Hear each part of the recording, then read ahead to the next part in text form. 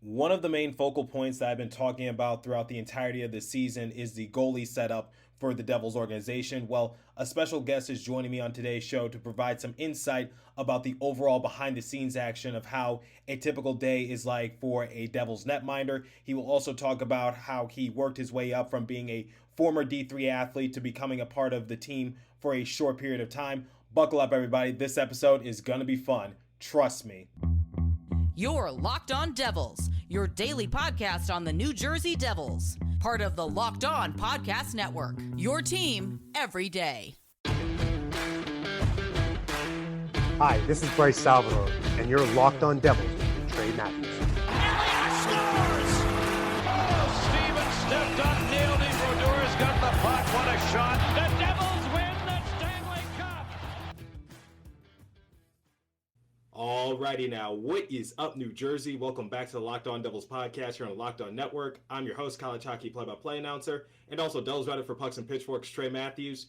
Joining me is a very special guest. He is an Ocean, New Jersey native, former goaltender for the University of Southern Maine and New England College. He currently works as an assistant coach for the New Jersey Junior Titans of the North American Hockey League, but you might remember him as the emergency backup goalie for the New Jersey Devils back in January. It's Kyle Shapiro. Kyle, how you doing, my friend?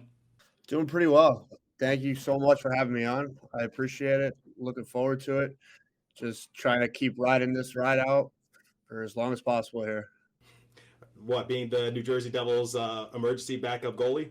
Yeah, it's been a crazy few months since the middle of January, and it's been a ton of fun ever since. Hey, not everyone reaches the NHL level, and even though you didn't play, you still got the chance to be on the roster card. You got the chance to be on the bench, so you should be very proud of your achievements. And we'll talk about the process of getting to there momentarily. But I just want to say I talk about goalies all the time on this show, sometimes good and sometimes bad, but it's nice to actually have someone who has firsthand experience with the goalie setup in the Devils organization, because as you know, you were brought up when they were dealing with a bit of injuries. John Gillies needed a backup, so you were the first man that they called. So I want to start off at the beginning. Where did hockey begin for you? Hockey began when I was nice and young, just like everybody else. My dad bringing me to Devil games, just enjoying every moment of it. And obviously, being a '93 birth here, you grow up watching the best Devils teams that they've ever had, right? You see the teams that won all the Stanley Cups. You get to watch one of the greatest goalies of all hockey. So it all kind of started with my dad just taking me to games casually and just kind of fell in love with the sport. It was pretty hard not to fall in love with it because the Devils were so good at the time.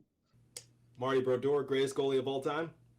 Easy, yeah, 100%. Thank you. I tried telling my colleagues at Locked On that, but they don't like him. They don't like him. I'm always in for a good argument, but I don't think there's much there. There's not much there to argue. Thank you. All time wins leaders, shutouts. Like come on, guys. Marty Brodeur. They say they can't. They say that wins doesn't determine a good goalie, but I'm just like, okay, if wins or shutouts don't determine a good goalie, then I don't know what you consider to be a good goalie. But in my book, Marty Brodeur, 3 championships, Vezina Trophy winner, Jennings Trophy winner. So I don't know what else to say about him. So I'm glad that you and I are on the same page in that regards. Marty Brodeur. Yep, Marty Brodeur, greatest goalie. You've heard it here on Locked On Devils. So talk about the process of getting to the college level, because like I said, you played for the University of Southern Maine, then New England College. So what was your process like of just getting recruited and just trying to reach the college level? So all those aspirations started probably coming in when I was a freshman or so in high school. I had decided to go to a private school, Christian Brothers Academy, and it was more based on the fact that I wanted to go play hockey in high school and kind of try taking things to the next level. And I kind of realized I had a little bit of an ability to play, and that maybe the college hockey landscape was on the horizon somewhere. So as I got to my junior year of high school, I decided to go play what was junior B hockey at the time, kind of the next step along with high school. So I found a team here in New Jersey, the New Jersey Hitmen, and was lucky enough to play for them my junior year and senior high school. So after that happened, I ended up getting recruited by a junior team up in Walpole, Massachusetts, that played in the Atlantic Junior Hockey League. And after I played there for a little while, I was there for 3 years. I was able to kind of, start getting looks from colleges, a few Division I schools, and then obviously a bunch of Division III schools as well. And just kind of when it all happened, I decided it was time to take everything to Southern Maine. It was a place that I kind of fell in love with. It's just about how recruiting goes for just about anybody in any sport. It's just a little bit differently with the junior hockey lifestyle of hockey, right? Unless you're the most talented and the top tier of the top tier, you don't usually go at 18 years old. Right? There's only those select few kids. So I was just lucky enough to play the junior hockey that ended up allowing me to get looks from the college hockey level. So, what was some of the high points when you reached the college level? Because, like I said, you played for Maine for the first few years, and then you ended up going over to the school in New England. So, overall, like, what was some of the high points in your college career? A lot of stuff was good, but I mean, the friendships and everything that I made, are stuff that I always look back on. But obviously, the stuff on the ice, the team up at Southern Maine, we were building and kind of rebuilding a lot.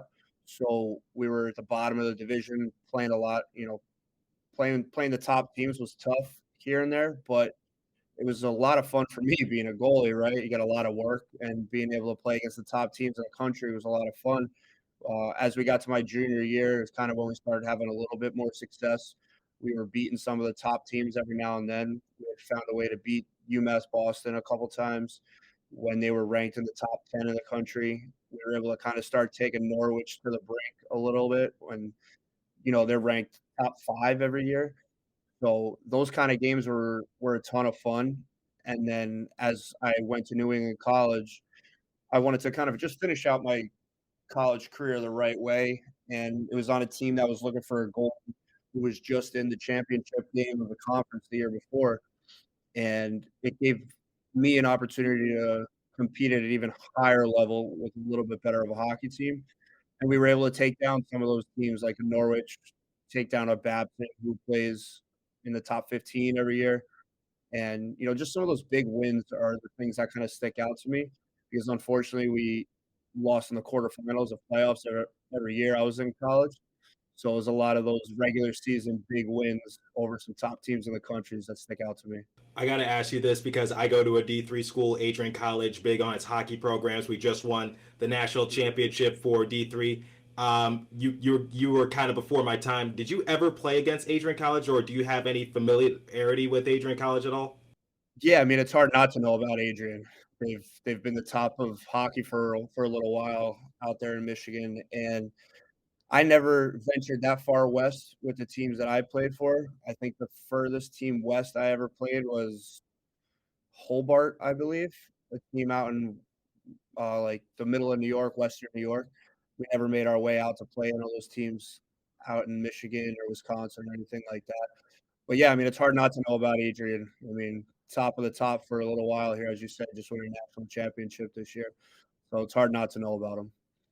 Yeah, head coach is Adam Krug, who is the brother of Torrey Krug, who plays in the NHL. So, very hockey oriented family, and I actually have done play-by-play announcing for their organization as well. So very familiar with D3 and the overall atmosphere at Adrian College. So just had to ask you that. So while you were in college, did you ever feel as though there was a legitimate chance of you playing in the NHL? Because I get you're playing D3 and that the chances of you getting to the NHL are as high as my chances of dating a supermodel, which despite my contagious charm, still pretty slim. So, yeah, in that sort of aspect, I know some of the guys who just won the national championship for Adrian College. I know that they're not going to be playing at the NHL. They could play ECHL, maybe AHL if they get lucky. Definitely, I'm sure there's some overseas opportunities. But did you ever think that you would reach the NHL level coming from a D3 school? Yeah, I don't think that was ever the dream at that point. I think a lot of it was, like you had just said, the East Coast Hockey League. maybe even a little bit in the Southern Professional League, or to look overseas.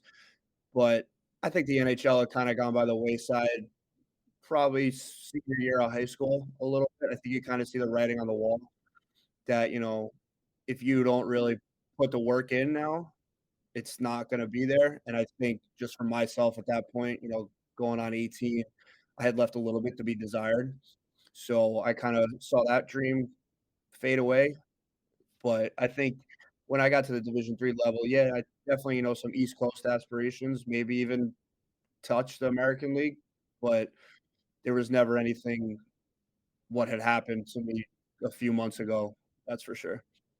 So after you completed your playing career, you ended up becoming an assistant coach for the New Jersey Junior Titans for the North American Hockey League. What was that process like, transitioning from being a player to now being a coach?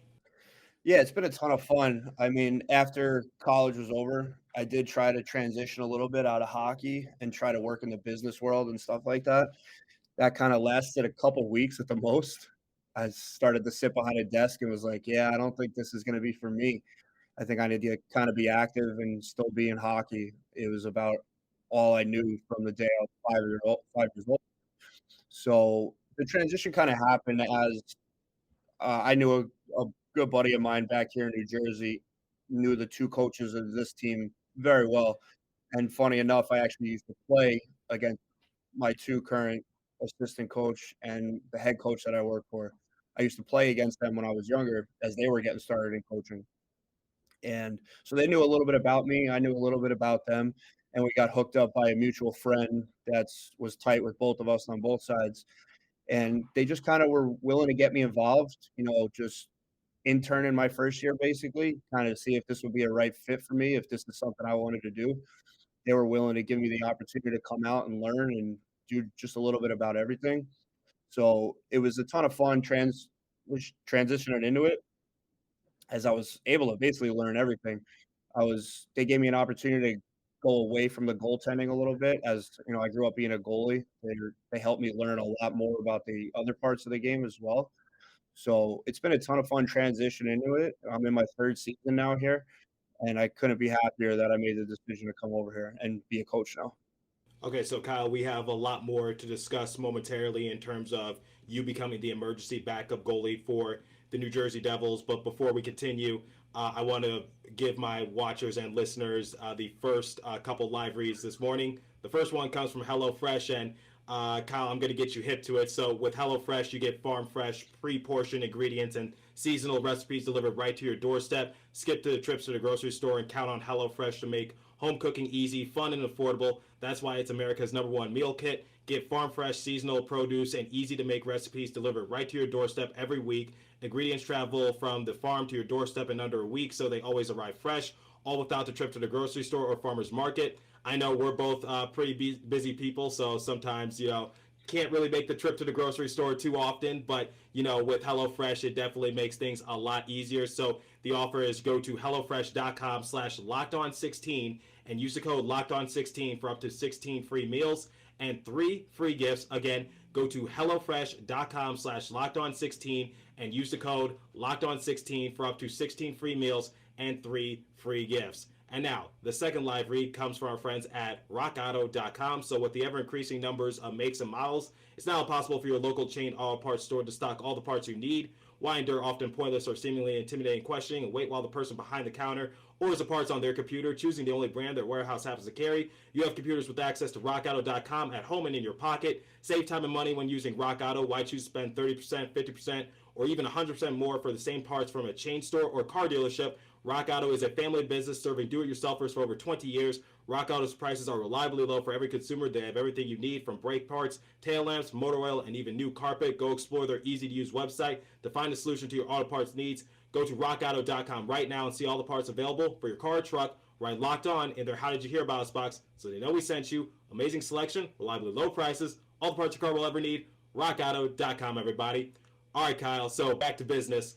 We're going from you being a former college athlete to being a coach, and now you become the emergency backup goalie for the New Jersey Devils organization. What was that process like?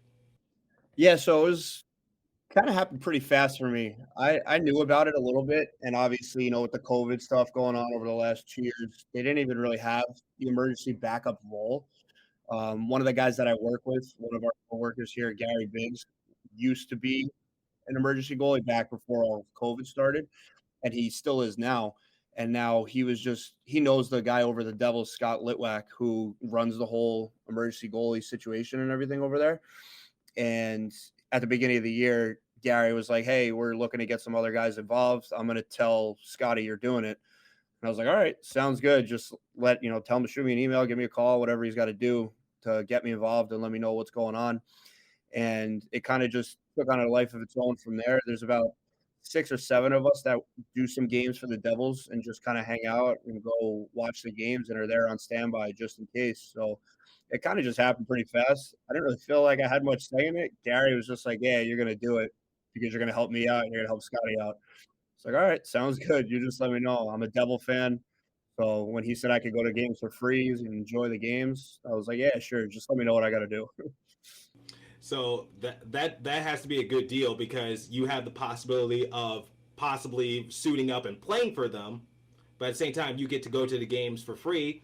But you do have to be ready, like in case something does go down and they do need you. So you can't just like lay back and drink like 3 beers, whatever the case might be. You actually got to be ready to go out there and suit up. But let's go back to the big day. Back in January, John Gillies is in need of a backup when the New Jersey Devils head over to play the New York Islanders. And what was that phone call like? If that's how it went down, you get from Tom Fitzgerald saying that you were going to suit up for them against the Islanders. What was that process like? Yeah, so it all kind of started on the Tuesday before the game. I had just gotten off the ice from practice here with my team, and Scotty, the guy that I deal with up there, was just like, "Hey, I might need you for practice tomorrow. We're just dealing with a few things. I'll let you know later if I need you or not." That was probably around 1:30ish on that Tuesday. And, just as the day goes on, you start seeing stuff on Twitter and everything of what's going on. And that was when Schmid and Blackwood were dealing with some COVID protocol issues. And so you saw they both possibly getting placed in protocol. You see Schmid gets placed in protocol. And then Scotty calls me later that night. It's probably like 7 o'clock. It was like, "Hey, so I actually need you tomorrow." And I just said over the phone, I was like, "Oh, so Blackwood got put in protocol too, I guess." And he was just like, "Yeah, so I'm gonna need you to come practice with us tomorrow because we need another goalie." I said, "All right, no problem. Works out." Wednesdays are usually our day off here. We just do a little bit of video work, and the guys have a light day here for our hockey team. So the 2 coaches I work with are like, "Yeah, no problem. Go help them out." Scotty's been great to us and everything, so go help them out for the day. So just like, "All right, Scotty, sounds good. Let me know what time I gotta be there." All that good stuff. Told me to be there around 10 o'clock the next morning just for COVID protocol stuff. And he even joked with me over the phone on Tuesday night. He's like, "Maybe we may even need you to dress for us on Thursday." And I said, "Yeah, okay, sounds good." Just laughed it off and everything. Little did we know it was going to become a reality in about 18 hours. So just went out, got there early, did some COVID stuff. I did like a quick rapid test just to obviously for the safety of their players and everything. So went through that whole process, hopped on the ice around noon, had a nice little practice. It was a ton of fun being able to be out there, enjoying it, seeing how they run a practice. It was a good pregame practice for them. So it was a quick one. It was about 35, 45 minutes. And after practice was over, just hanging out in the locker room, getting undressed, getting ready to head back to work down here. And Scotty comes in the locker room. I was like, "Hey, so we're going through some stuff with the league right now. The Islanders haven't played in, I believe it was like 11 or 12 days at that time of the year. The Devils were going through obviously the COVID stuff, and they were trying to just figure out some logistics about the game the next night." Scotty was like, "Just give me about 10, 15 minutes. I'll be able to figure out what's going on. I know Fitzy's on the phone with the league and everything right now." It's like, "All right, sounds good, man. I'll shower up. I'll hang out for a bit. You just come on down and let me know what's going on." And about 15 minutes later, he comes back down and says, "Yeah, so we're actually going to need you to back up for us tomorrow night." And I said, "Okay, that sounds good." You just let me know what I have to do now. And obviously, I think the first call for me was to my dad, and because he's like, "Hey, you gonna need anybody there?" I was like, "Yeah, let me call my dad." And he was like, "All right, here's what you need to do. Here's what you need to bring. Be back for the bus at 7 o'clock tonight." And then it all just kind of took on a life of its own from there.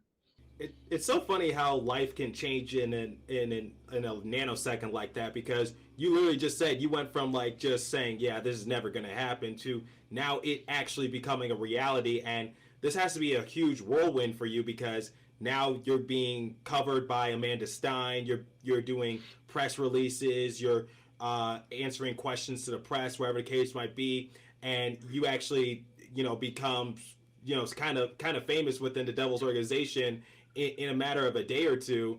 What was that just feeling like, just knowing that you're now being covered by the New Jersey Devils, you're being interviewed, you're being talked about on social media, wherever the case might be? That's got to be kind of a surreal feeling, wouldn't you say? Yeah, 100%. I think honestly they did a pretty good job of keeping it quiet for as long as possible. I know, throughout the whole day Thursday, it didn't get put out there until probably 3:30, 4 o'clock. I just remember, obviously a few of my buddies and everything knew, the coaches that I was working with knew, and the team that I coached knew, and obviously my parents. But they did a pretty good job of keeping it quiet until about 4 o'clock the day of the game, and then that's definitely when things got crazy, when they started sending stuff out there about, hey, we signed Kyle Shapiro to an ATO to back us up.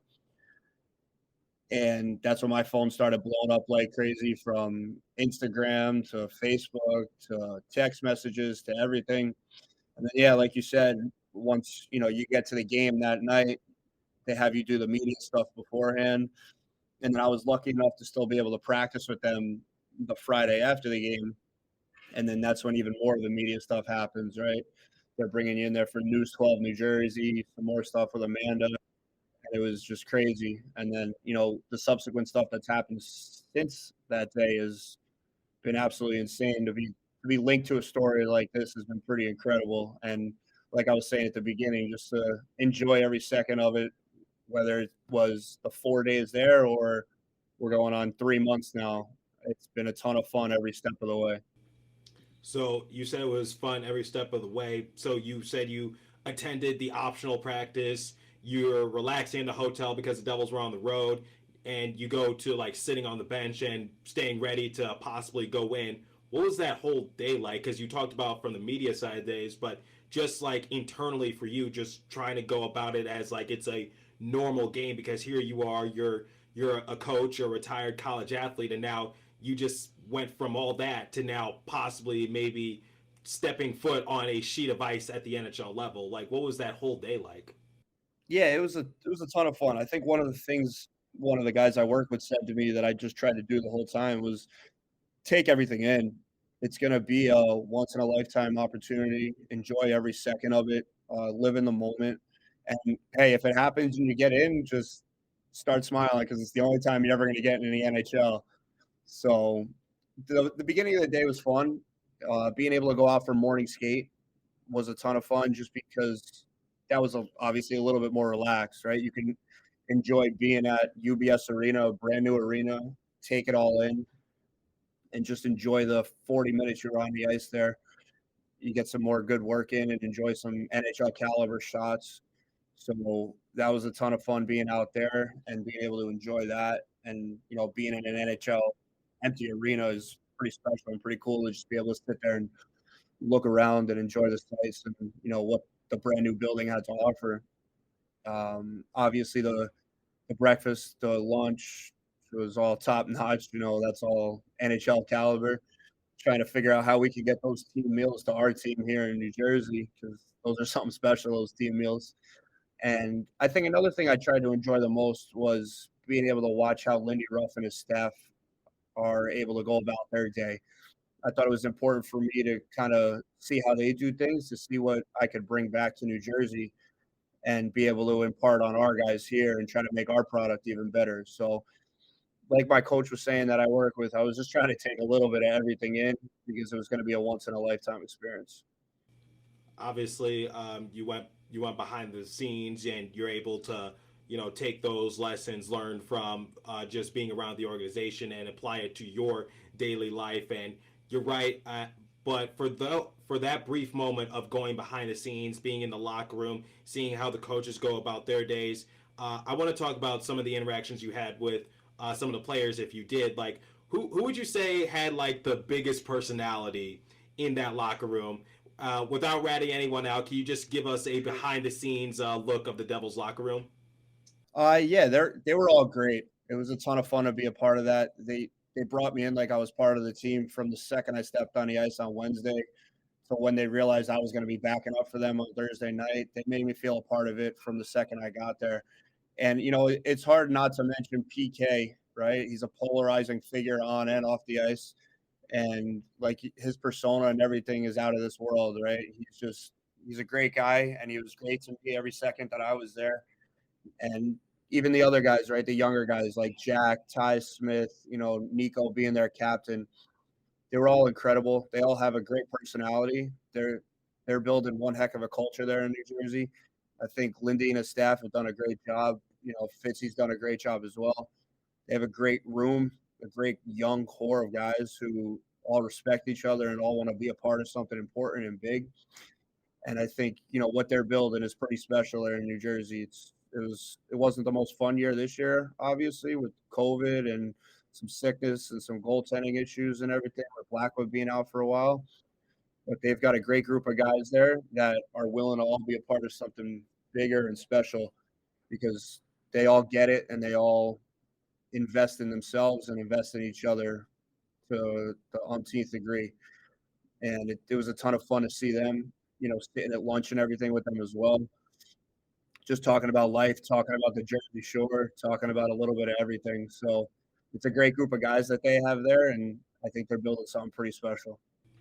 That's great to hear, because I love their overall chemistry. You're right, it has been a bit of a disappointing year, but the surgence of Jesper Bratt, Jack Hughes, and Nico Hischier as well, just you cannot deny that they have a young big three that could be up and coming in the next couple years. And Jack Hughes being named an all-star this year, Nico Hischier being an all-star a couple years ago, and Jesper Bratt, in my opinion, being one of the more heavily underrated players in the NHL. I feel as though they do have something special. There's going to be some changes come the offseason, but I'm here for it. But let's talk about game time. You have to do the rookie lap. For anyone who doesn't know what the rookie lap is, it's like if you're a rookie on a team, this is also very important in college as well. If you're new to the team, you have to do one lap around the rink before the rest of the team comes out. So what was that feeling like? Because you're not in front of the Devils faithful, you're in front of their rivals. So what was it like just doing that kind of quote-unquote embarrassing rookie lap, if you would say? Because it's tradition, but at the same time doesn't make it any less embarrassing. Yeah, I think one of the best parts about it was hopping on the ice. And I had a lot of people in the building that night. The people that I work with, their families, my mom, my dad, a couple people on my cousin's side of the family, a bunch of friends came, and a bunch of players from my team were able to be there. So being able to hop out on the ice and hear them going crazy because they were able to get down by the tunnel and be able to watch me skate out and everything, and just hear them start going crazy. See my parents there and everything, and see a couple of the guys I coach. I think that was a pretty special moment of the whole thing. Obviously, I had to do it without a helmet on, so that was a little scary and nerve-wracking at times. As I was skating around out there, I just wasn't, I was hoping I just didn't fall, and I was just hoping that I hit the net with the 2 pucks I shot on net. I don't think the second one got off the ice, but it at least went into the back of the net. So the coolest part about the whole thing was seeing everybody that I know in the building just with as big a smile on their face as I had on mine. Well, that's really cool. And now you didn't play, but you still had to stay ready on the bench. So while you're soaking up the entire atmosphere, you got to be aware that Lindy Ruff can put you in at any given moment. And I presume that you were like sitting on pins and needles, just like saying like, oh boy, well, what could possibly happen? Is John Gillies going to get hurt? Am I going to have to go in? Like I said, I think it's sort of like a pins and needles type of feeling. So what was that overall feeling like, just sitting on the bench and just knowing that I can go in at any given moment? Yeah, I think that's a big thing people have been surprised about with the whole thing. I wasn't that nervous, to be honest with you. I think, one of their equipment managers hangs out down the end of the bench down there and everything. And, his name's Nate. And I think Nate did a great job with me, honestly, just keeping me laughing throughout the game, just trying to enjoy it instead of being nervous about, what could possibly happen if John goes down for whatever reason. So I kind of give him a lot of credit. He was able to keep me laughing and keep me engaged, kept telling me to make sure I get the door open. We don't need too many men on the ice penalties tonight. So just kind of focused on that, enjoying some laughs with Nate and everything during TV timeouts and all that good stuff. And, I kind of give him a lot of credit for keeping me not as nervous as I probably should have been during the whole thing. So it was just a ton of fun to be down there and see the game at that pace and see it at that level and just make sure we didn't have any too many men on the ice penalties that night. Seemed like that was your only stop to make, which was just prevent the Devils from going to the sin bin for too many men on the ice. But let's talk about PK Subban now, because it seems like, based on what I saw on social media, it seems like PK Subban was your veteran and you were his rookie. So what was like your interaction with PK Subban like? Because he posted about you on his Instagram page. He also left a comment on your Instagram page as well after you talked about the experience. What was the interaction like with PK Subban? Was he sort of like your veteran, and did you consider him to be like your leader in that sort of aspect? Yeah, PK's a first class individual. He came up to me at breakfast that Thursday morning. Didn't get a chance to come over to me at practice the day before, but came up to me at breakfast that morning, introduced himself. It's hard not to notice PK, right? He's such a polarizing figure, nice and loud everywhere he goes. And he's a great dude in every aspect of on and off the ice. He kind of made it easy for me, right? Like I say, all the guys brought me in like I was part of the team, and he was no different, and he was great to me from the second I was there. And for him to post about me on his Instagram is first class. He didn't have to do anything like that. That just gave me another sense of security that they got my back if something were to happen. So it was pretty cool to be a part of, and he took me under his wing pretty nicely throughout the whole process. Was extremely welcoming, and I can't thank him enough for the way he treated me throughout the whole thing. He's a first class individual, and he yeah, he was great. He was just awesome to be around every second there. So my final question for you is: you went from playing D3, you didn't play professional, but you were able to become an assistant coach, and now you got to suit up for an NHL game. What is your overall message to people who just keep grinding to make it to that next level and possibly achieve their long-awaited hopes and dreams? Yeah, I mean, I think the best way to put it is just never give up on it. I mean, not saying I gave up on it, but I mean, just sitting there coaching and everything, you never really think about it that, you could see your name on the back of an NHL sweater one day. It wasn't the way I dreamed of getting there, but it happened. And there's pictures that prove it. There's people that were there that saw it. So it's definitely just never give up on it. I mean, never stop believing in something, because who knows what'll happen. Like you said before, it all happened in an instant. I was coaching a hockey practice on a Tuesday noon, and I was dressing a National Hockey League game at 7:30 on a Thursday night. So within 56 hours, life changed for a little while. And it's something that I'll never forget. It's something that I hope people never give up on, because it was a special 72 hours for me, and it was emotional through the whole process, and it's something I'm never going to forget as long as I live. So I would like to thank my special guest Kyle for taking the time to do this interview, talk about his experience as being a coach, being a former college player, and then going on to become the emergency backup goalie for New Jersey Devils. Kyle, where can my listeners and watchers find you at? So we are located down in Middletown, New Jersey, the New Jersey Titans. We are in the middle of a pretty big playoff run right now. We are on Hockey TV every Friday and Saturday night, basically. We are on our way to the Northeast Generals this weekend to play Game 3 and Game 4 of the semifinals for our East Division. So we're located down in Middletown, New Jersey. Hopefully everything goes well this weekend, and we'll we'll have some home games next weekend as well in the second round. And, we'd love all the support we can get. The guys here work their bags off every single day, and, the support only helps. So anything that anybody would love to come out and see the New Jersey Titans. We are in Middletown, New Jersey, and we have a pretty good product on the ice. So come enjoy it and watch some Division I hockey players and hopefully help us win a championship in the next month or so. I've done work for Hockey TV as well as a play-by-play announcer, so I'll definitely be tuning in. So once again, Kyle, good luck to you in the rest of your playoff run. Congratulations on all that you achieved and reaching the NHL level and being the emergency backup goalie for the Devils. And the pleasure's always mine, man. So thanks for doing this. Yeah, thank you so much for having me on. It was a ton of fun. And, I appreciate everything. Thank you so much.